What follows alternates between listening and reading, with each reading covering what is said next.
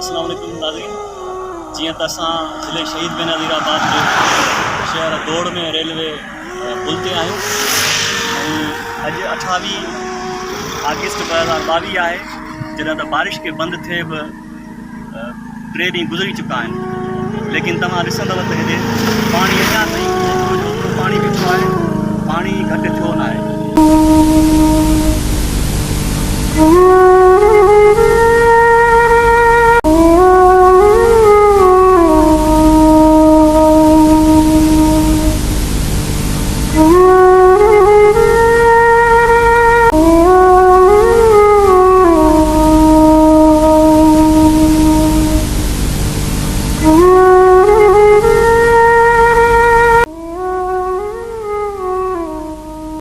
मुसलसल जो पहिरें स्पेल में 46 कलाक, ॿिए स्पेल में 35 कलाक बारिश थी हुई।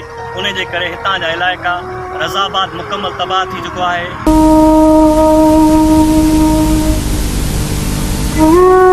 उन खां अलावा हितां जा जेके वेझा ॻोठ आहिनि, जंहिंमें ख़ान मोहम्मद जलवाणी, करीम बख्श वगड़, लदो खान वासवाणो, मुझे मारू अड़न जाव्या घर डालड़ी के अमड़न जन ढड़ाव्या बच्चे बाए जो ॻोठ जेके भी इलाइक़ा आहिनि इहे ॿुॾी विया आहिनि ऐं उते तक़रीबन 4 खां 5 फुट पाणी बीठल आहे। डालड़ी आहू दाहू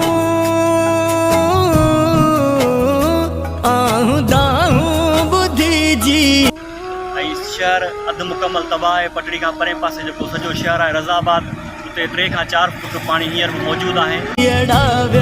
लुड़ी किया चवा माता सिंध मोजी मुरके पई ऐं उते सॼी तबाही आहे।